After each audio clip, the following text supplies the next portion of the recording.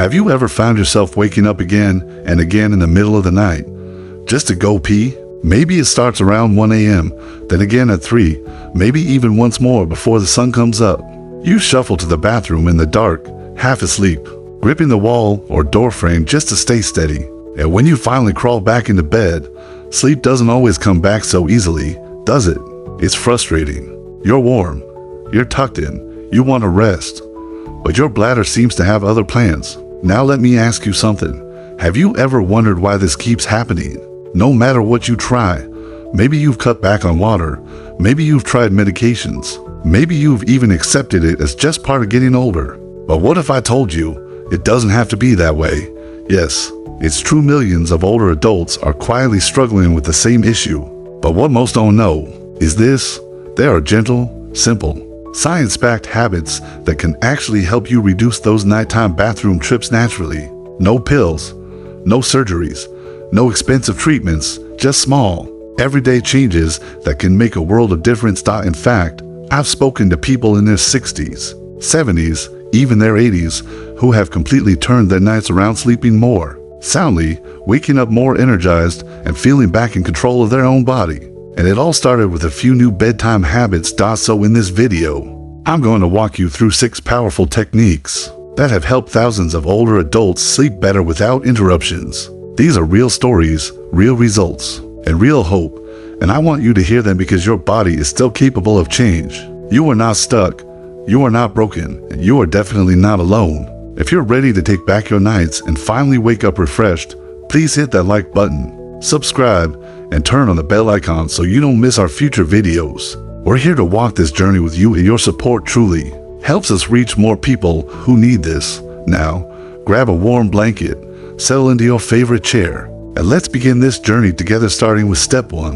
Step 1B fueled a bladder-friendly evening routine. Let's start with something simple but powerful. One of the biggest reasons so many older adults wake up multiple times a night isn't because of a medical condition, it's because of what? And when they drink in the hours before bed. I know, we've all heard stay hydrated, and that's important. But hydration timing matters just as much as hydration itself. You see, many people are sipping water, tea, or even juice right up until bedtime thinking they're doing the right thing. But here's what actually happens. Your kidneys haven't had enough time to filter those liquids through your system. So just when your body should be winding down, your bladder gets a signal. Hey, we're full. Time to go. And just like that, your sleep is interrupted. But it doesn't have to be that way. Let me tell you about Richard. He's 78, a retired teacher, and a kind man who used to wake up for sometimes 5 times a night. He thought it was just part of aging. His doctor ran tests, nothing serious. He tried sleeping pills, herbal teas, you name it. Nothing helped. Until one day, he made one small change. He stopped drinking fluids after 7 p.m. and avoided his nightly glass of red wine. Instead of watching the news before bed, which often left him feeling tense, he read a book, turned down the lights, and gave his body time to wind down. And guess what? In just a few days, he went from waking 5 times to only once. Within 2 weeks, he was sleeping through the night. His wife told me, it's like living with a new man. You see, your bladder is not just a container, it's an organ that responds to patterns. And when you adjust those patterns gently, your bladder can become calmer, quieter, more cooperative. So here's what you can do starting tonight. Stop drinking large amounts of liquid. 2 to 3 hours before bed, avoid evening caffeine, alcohol, and carbonated drinks. Try sipping herbal tea only if it's non-diuretic, and well before 7 p.m. And if your mouth feels dry closer to bedtime, just take a small sip, not a full glass. Remember, this isn't about suffering from thirst. It's about supporting your body's rhythm so your bladder knows it's time to rest. If you're still with me and planning to try this tonight, comment step 1 below so I know you're here. And if this is already helping you think differently, go ahead and tap that like button and lets us know you want more content like this. Now that we've laid the foundation, let's keep going. In step 2, we'll talk about something that most people overlook, but it might just be your secret weapon for reducing those midnight bathroom visits even if you don't change anything else. Stick with me, you're going to want to hear this one. Step to asterisk. Strengthen the muscles that support your bladder. No, here's something that might surprise you. Did you know that one of the main reasons seniors wake up to pee at night has nothing to do with what they drink and everything to do with muscles? I'm talking about your pelvic floor muscles, a small group of muscles deep in your lower body. They act like a sling, supporting your bladder, bowel, and for women, even the uterus. These muscles quietly work behind the scenes, helping you hold it in and release only when it's time. But as we age, those muscles often get weak. They're not used the same way they were decades ago. And just like any muscle, if you don't use it, you lose it. And when those pelvic floor muscles weaken, your bladder doesn't get the support it needs. That means you might feel the urge to pee sooner than you used to. You might not be able to hold it as long. Your bladder might not empty fully, which means you'll feel like you have to go again and again. Now, the good news, you can strengthen those muscles again. And no, it doesn't require going to the gym or lifting heavy weights. It's something you can do while sitting, lying in bed, or even watching TV. They're called Kegel exercises, and yes, they're not just for women. Here's how to do a Kegel. First, imagine you're trying to stop the flow of urine midstream. The muscles you'd use to do that's your pelvic floor. Gently tighten those muscles for 5 seconds, then slowly release for 5 seconds. Repeat this 10 to 15 times, at least 3 times a day. And if that feels hard at first, don't worry. Like any exercise, it gets easier with time. Let me introduce you to someone I met years ago, Eleanor, age 81. She was funny, smart, and very honest. She said, "I'm tired of waking up 2 or 3 times a night. I want my sleep back." I asked if she'd ever tried pelvic floor exercises. She looked at me and said, "Isn't that just for young women after childbirth?" Not at all.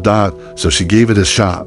She wrote little reminders for herself, one on her bathroom mirror, one near her favorite armchair, and one right on the refrigerator. Every day, she did her Kegels, and after just 3 weeks, she noticed something. "I slept through the night without waking up," she told me, eyes wide with joy. "I didn't even realize it until morning. I couldn't believe it." You see, your body can still change even at 81. The muscles are still there. They're just waiting to be reactivated, and once you do that, you start to take control back. It's like brushing your teeth. You don't wait for a cavity. You brush every day to prevent one. Same with these muscles. You don't wait for an accident. You train them now, so your nights are peaceful later. So here's your challenge. Try just 1 round of Kegels today. Right now even. You can do it while sitting in your chair, waiting for the kettle to boil, or lying in bed before sleep. And if you're going to give it a try, comment step to below to let me know you're in. That one small act of strength could lead to nights of full, uninterrupted rest. And if you haven't yet, take a moment to subscribe and tap the notification bell so you don't miss the rest of this important series. Your support means the world to us, and it helps us reach more people just like you. Now, ready for step 3? In the next section, we'll look at a surprising trick involving when you drink your fluids. Not just how much, and trust me, this one small change can make a big difference. Let's keep going. You're doing great. Step 3 asterisk shift when you drink, not just what you drink. Okay, let's talk about something that sounds so simple yet makes a world of difference. We've already talked about how what you drink in the evening can wake you up at night. But there's another piece that often gets overlooked, and that is when you drink your fluids during the day. You see, many older adults, without even realizing it, drink most of their fluids later in the day. Sometimes it's because they forget to drink in the morning. Sometimes they're just busier earlier on. Or maybe they think, "I'll catch up on water after dinner." But here's what happens when we do that. The body doesn't stop processing fluids just because the sun goes down. In fact, for older adults, the kidneys often work a little differently at night, which can lead to more urine production during sleep. So when we fill our bodies with water or tea in the evening, even just a glass or two, guess what? Your bladder will be the first to remind you right around 2 a.m. Let me tell you about Frank, 74 years old, who was puzzled by his nightly 3 a.m. wake-up call. He said, "I don't drink that much. I don't even have coffee anymore." But when we talked through his habits, I noticed something. He was sipping herbal tea, a lot of it, between 6 and 9 p.m. He thought it was harmless, but his body didn't agree. So here's what we did. We didn't reduce his water, we just shifted it earlier. He started drinking a full glass of water right after waking up, another with breakfast, and more throughout the morning and early afternoon, then after 6 p.m. He slowly started tapering off. And guess what? Just a few days later, He was already sleeping more peacefully. I had no idea timing mattered so much. He told me. So here's how you can do the same. Morning after waking up, drink a full glass of water. With meals, add a glass with breakfast and lunch. Midday, keep sipping gently throughout the afternoon. By 6 p.m. begin to slow down. By 8 p.m. you should have taken in about 80% of your daily fluids. Now, this doesn't mean you have to go to bed thirsty. If your mouth is dry, take a small sip, not a full cup. And if your doctor has given you specific instructions, always follow them first. Another tip: watch for hidden fluid triggers. Even decaf tea or soups can add to the bladder load. And sparkling water. Yep, that counts to. The goal isn't to drink less, it's to drink smarter. You want to support your body, not overload it at the very time it should be resting. If this tip gave you an aha moment, drop a step 3 in the comments below.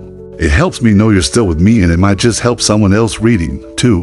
And while you're at it, don't forget to like and share this video with a friend or family member who might be dealing with the same thing. Sometimes the smallest changes create the biggest relief. Now, are you ready to take this one step further? In the next section, we're going to dive into something that most people completely overlook.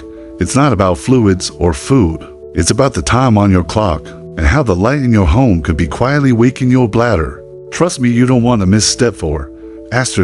Step for reset your internal clock with Light-No. Here's a surprising truth that most people never connect to nighttime urination.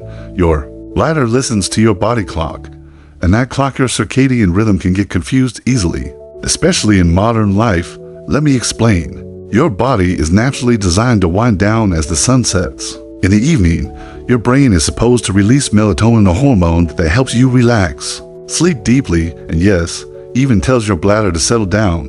But here's the problem. Most of us, especially after retirement, live in homes filled with bright overhead lights, TVs, tablets, and glowing smartphones even late into the evening. Your brain sees all that light and says, oh, it must still be daytime. Let's stay alert. Let's stay active. And as a result, melatonin production gets delayed, sleep becomes lighter, and your bladder, it stays more active than it should be. Now, I want to tell you about Richard, the same gentleman we mentioned earlier. He had already cut back on evening drinks and was doing kettles every day, but still, he woke up at 2 a.m., sometimes 3, and nothing seemed to change that. Until we asked one question: what's your home like in the evening?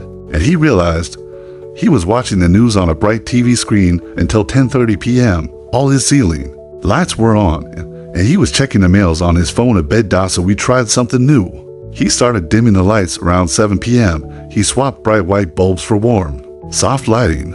He turned off the TV an hour before bed and put his phone in another room. Instead, he listened to a soft audiobook while lying back in his chair, and after just 2 weeks, he was sleeping all the way until morning. I didn't even think light had anything to do with it, he said, but now I feel like I've gotten my nights back.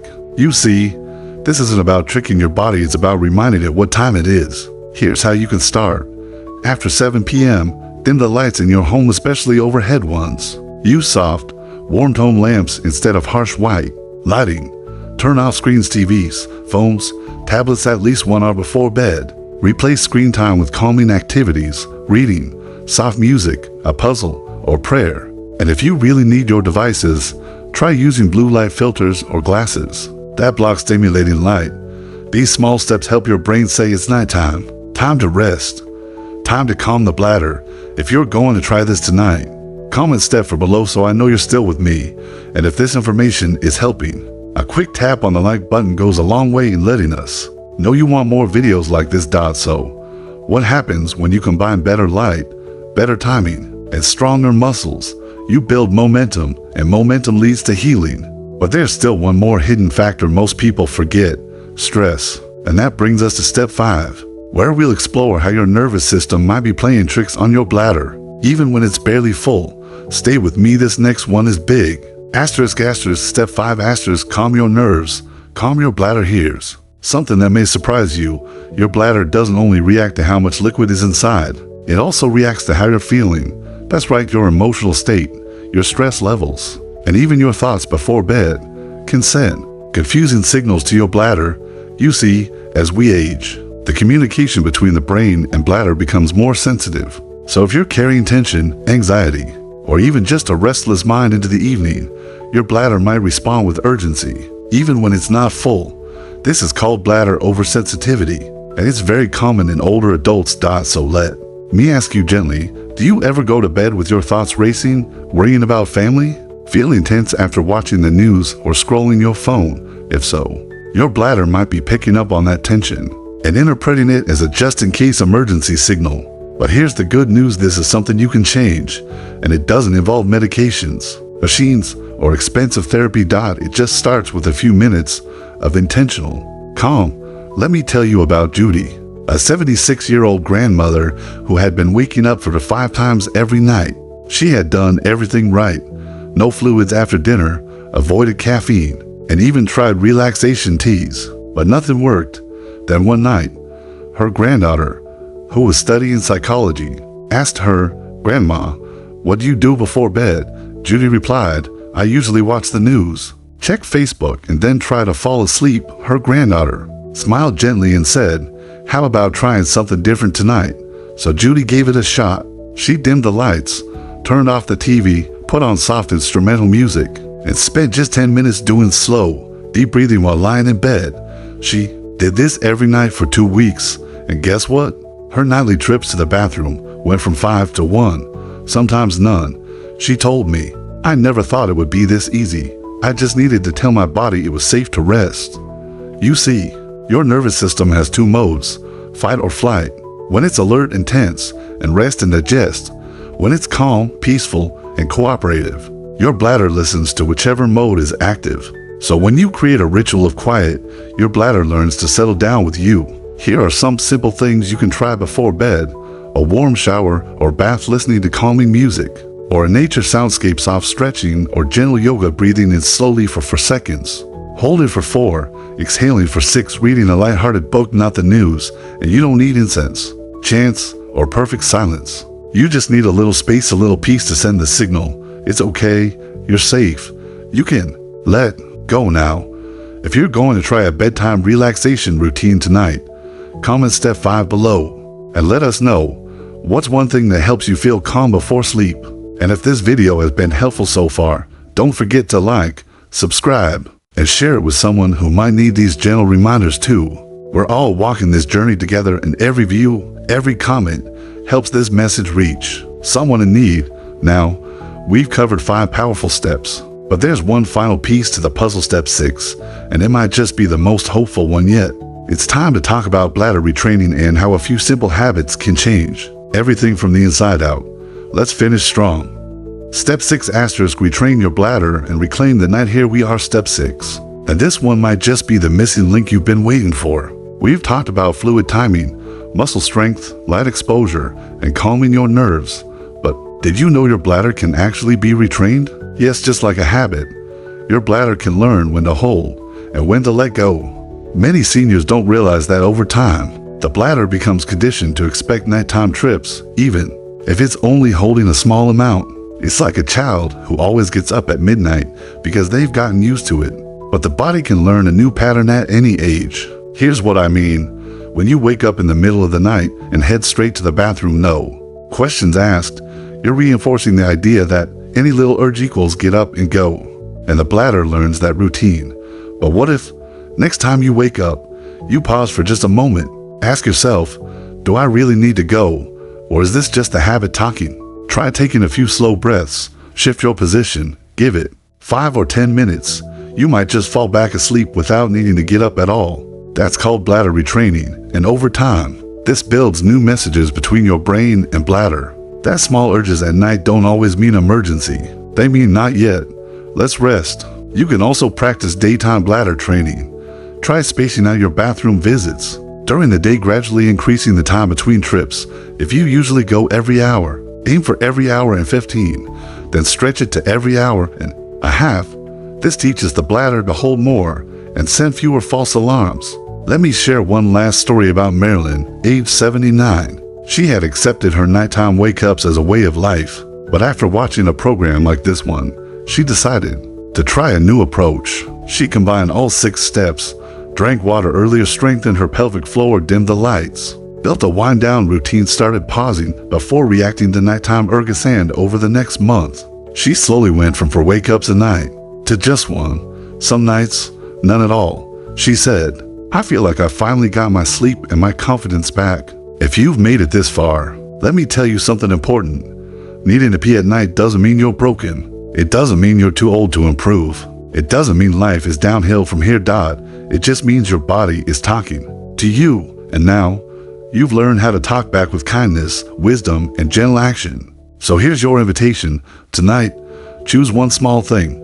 Maybe you dim the lights earlier. Maybe you do 5 gentle pelvic squeezes before brushing your teeth. Maybe you breathe a little slower before bed. One habit, one change. That's how better nights begin. If this video helped you, please like it so more people can find this support. Leave a comment below. Which step will you try first? And don't forget to subscribe and tap the bell icon so you'll always know when the next video is ready. We're here for you. We believe in your body's ability to improve, and we can't wait to hear how this journey unfolds for you. Until next time, sleep well, stay strong, and know you are never alone.